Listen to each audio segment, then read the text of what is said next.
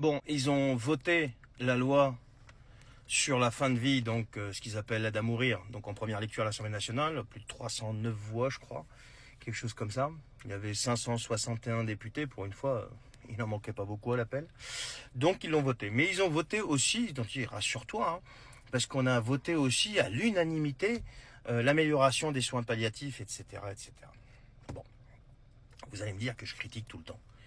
Mais dites donc, concernant les soins palliatifs, ça fait combien d'années que vous savez que c'est en lambeaux en France là, et que c'est pas dispensé sur tout le territoire?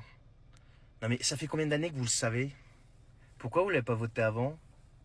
Enfin, moi je pose des questions qui sont simples, qui peuvent paraître un petit peu naïves. Pourquoi vous l'avez pas voté avant? Je vais vous dire moi, après une mûre réflexion, pourquoi vous l'avez pas voté avant.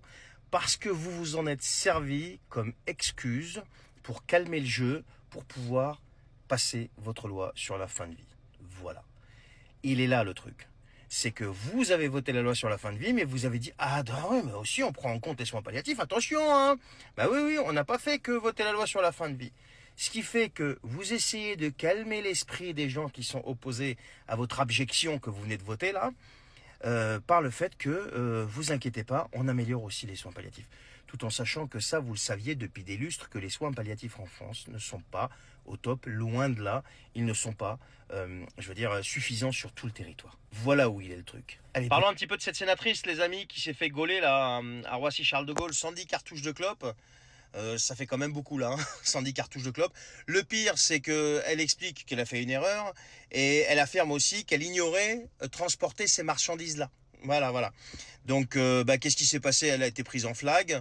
Voilà, 64 ans. Elle s'est pris une amende de 4 900 € et bien sûr, ils lui ont confisqué l'intégralité de la marchandise, qui dépasse quand même en valeur 14 000 €. Ce qui est assez terrible quand même, c'est qu'on nous dit, d'après une source proche du dossier, qu'elle a échappé à la garde à vue de peu. Mais en dessous d'un certain nombre de cartouches non déclarées, il s'agit d'une infraction douanière et non d'une infraction pénale. Bon, si c'est que ça, c'est que tout va bien, hein. Moi, la question que je me pose, c'est que c'est quand même une élue de la République. Elle représente quand même les institutions. Donc, l'exemplarité. Que tu ignores pas, tu dois quand même faire attention à ce que tu transportes. Et là, on parle pas de 5-6 cartouches, on parle de 110 cartouches. Ça représente quand même un certain poids, un certain volume. Et donc, que tu en aies eu connaissance ou pas, ton équipe, enfin ceux qui sont avec toi ou toi, tu dois quand même faire attention, vérifier tout ça pour être exemplaire, pour pas se retrouver dans une situation pareille. À votre avis, les amis, est-ce qu'elle va perdre son mandat? Est-ce qu'elle va démissionner? Est-ce qu'elle va se mettre en retrait? Moi, la réponse, elle est claire, ça sera non. Vous savez pourquoi? Parce que, en fait, en France, tu peux, quand tu es élu, faire n'importe quoi. Tu seras inquiété un petit peu par la justice, mais ça s'arrêtera là. Et même si tu te prends une peine d'inéligibilité, c'est 5 ans, hein, et après, tu reviens, tu reviens. Et ce qui est terrible, c'est que tu arrives à te faire réélire. Bon, ça c'est un fait. Mais là, dans le cas de cette sénatrice, je pense qu'elle ne démissionnera pas. Parce que la retraite et les avantages, mais t'imagines? Et le pire, c'est qu'on l'obligera même pas à démissionner.